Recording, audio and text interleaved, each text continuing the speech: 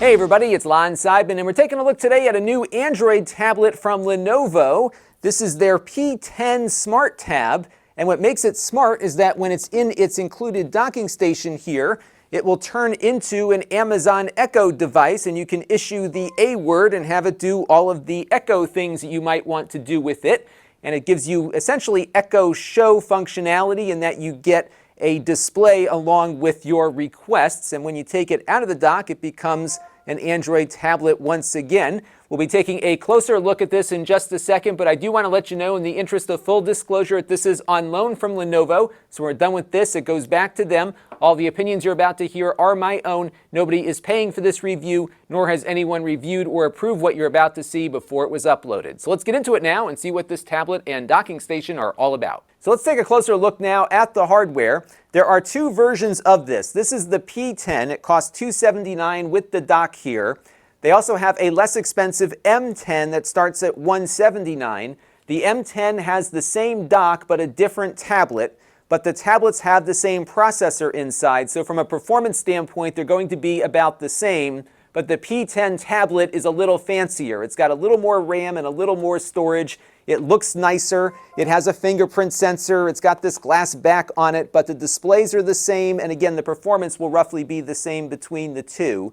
So as we're stepping through this, if you don't see anything about this tablet that you really need, you might want to look at the M10 because the performance you'll see will be very similar on both. Now, both tablets have a Snapdragon 450 processor built in. It's not a very fast processor, as you'll see when we compare it to some other devices, but it's adequate enough for what we see here. What's been interesting about Android tablets is that there haven't been many produced by major manufacturers over the last year or so, and we haven't really seen any significant performance increases from one year to the next from the manufacturers that are still making them. So just bear that in mind. This will not outperform your fancy high-end flagship phone. This model has 4 gigs of RAM, 64 gigs of storage. Remember, the M10 will have slightly less than that. It's got a 10-inch 1900 by 1200 IPS display. It's got very nice viewing angles on it. One of the things that I've liked about the Lenovo tablets over the years is that they really do have very nice display quality. This one weighs about 440 grams, just shy of a pound. The other one will weigh slightly more, and it's going to be just slightly thicker than this one. It's got a nice metal band around it here to give it a premium look. It has 4 speakers on this one. The other tablet only has 2. It's got Dolby Atmos sound built in as well, and it sounds pretty good actually just on the tablet by itself. Fingerprint sensor down here. You've got some pogo plugs here for connecting it up to the dock. There's a volume rocker and power switch here on the left-hand side. And on the other side of the tablet is a USB Type-C port for charging.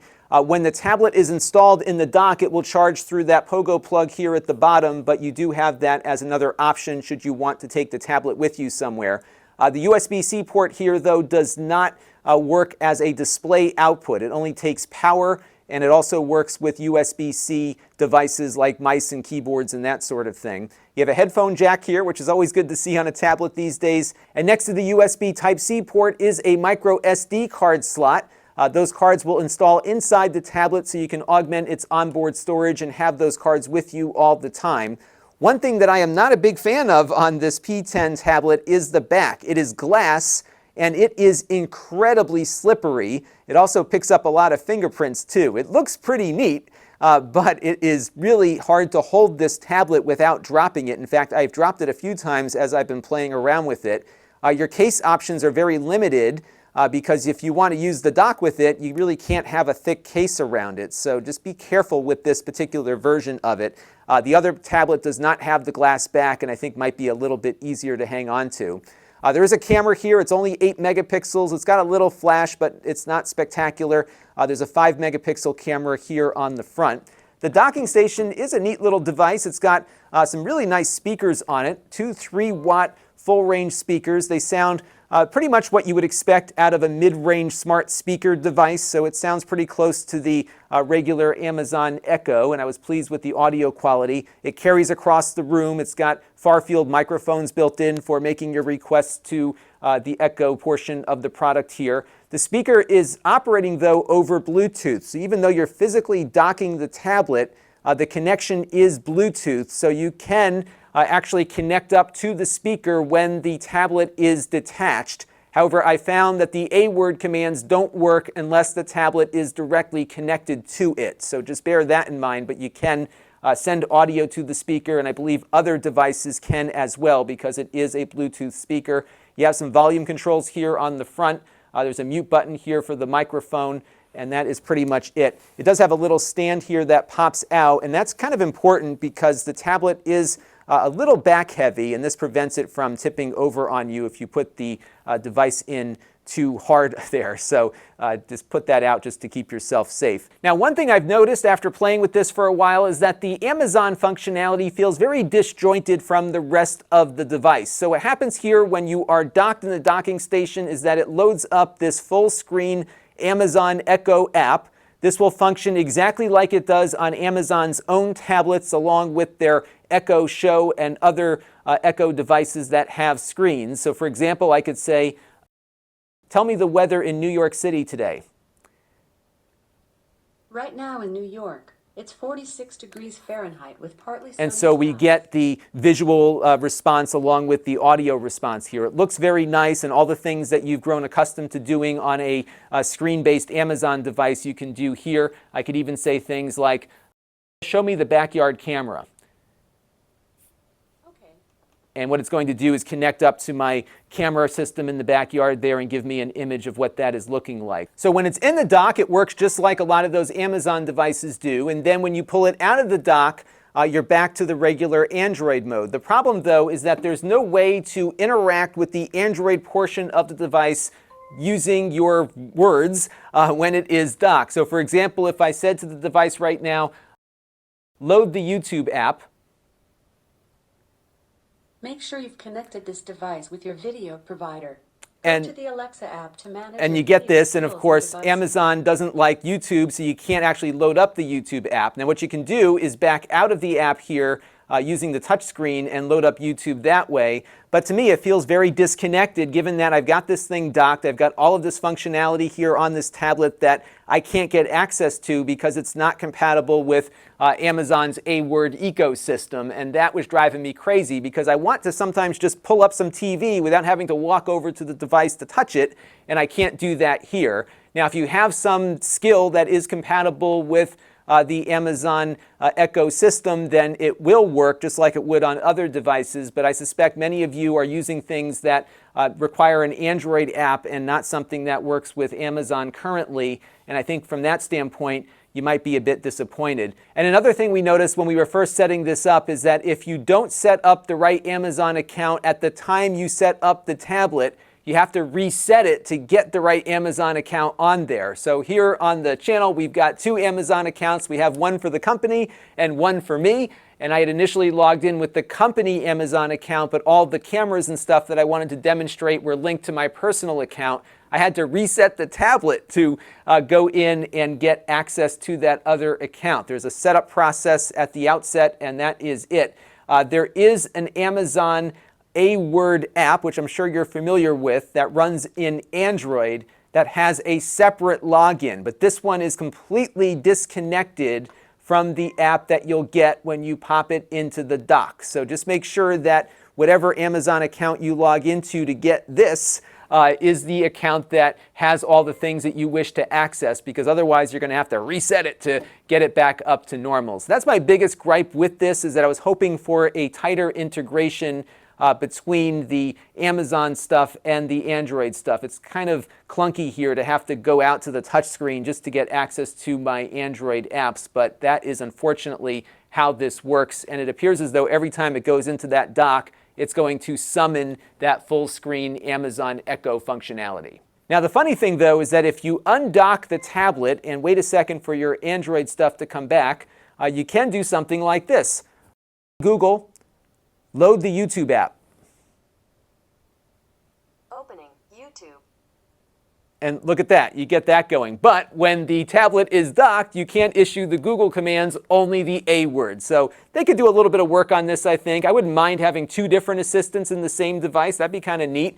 So hopefully they can maybe do a little software tweaking to give you some degree of voice commands when docked with the Android side of the device. So let's take a look now and see how it performs as a tablet. We'll load up some websites here and see how well it does browsing the web. So we've got nasa.gov here rendering in right now, and it seems to be working pretty nicely there. You can, of course, put it into portrait or landscape mode like you would on any tablet, and it feels pretty snappy and responsive. Pages render pretty quickly. This is connected up via my AC wireless network here, so all is good on that front. We looked at YouTube a second ago, but we'll look at it again real quick and see how well it does watching videos here. As you can see, things come up very, very quickly. You got those 4 speakers on this one. We find the volume control here, so that will certainly be heard on this one. So it does sound pretty nice, and the video quality here is very nice too. Nice color. Really seems like a nice way to watch movies and whatnot with it. It does have Bluetooth built in too, so you can connect up external headphones or whatever if you wish to do that. And of course, you've got the headphone jack. And as for gaming, you'll have, of course, plenty of Android games to install on it. I always like to take a look at Goat Simulator here. It's kind of a silly game, but it's a 3D open world. Frame rates here look pretty nice, even though we're running at that 1900 by 1200 resolution. Nice and sharp, very responsive here, as you can see. And overall, I think for most of the Android games you might encounter, this will probably be a pretty good experience. One thing, though, that I've been noticing as I've been holding the tablet here is that it really does just continually slide out of your hand given the glass backing here. So if you are planning to use this for games, you might want to go with the other one because that one will probably be a little less slippery in the hand versus this. And on the 3D Mark Slingshot Test, we got a score of 809, so the graphics performance on this one is a little better than the Amazon Fire HD10 that we looked at a few months ago. That one has similar Amazon A-word functionality to this one, but does not require a dock for it.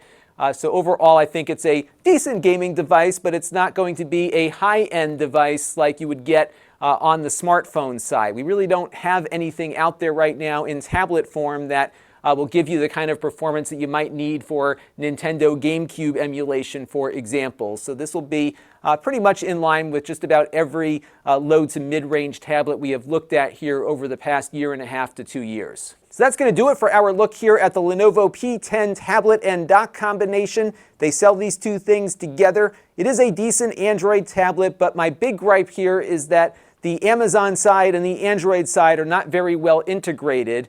And if they really can't get them integrated due to all of the relationship problems that Amazon and Google have, maybe adding the Google Assistant function to the docking station here would be a good compromise, so that when you want to load up some kind of Android thing, you can do that with a Google command and do the rest of the stuff with an Amazon command and get the best of both worlds. That would be really cool. And I don't think there's really any reason why it can't do that. So that's my suggestion to Lenovo. If they implement it, I will update you down in the comments section below. And until next time, this is Lon.TV. Thanks for watching. This channel is brought to you by the Lon.TV supporters, including gold level supporters Chris Allegretta, the 4 Guys with Quarters podcast,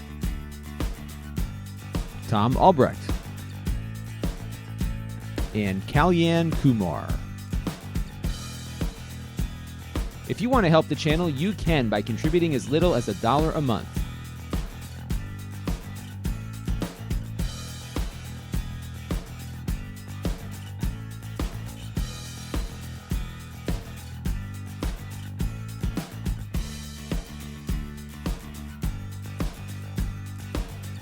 Head over to lon.tv/support to learn more.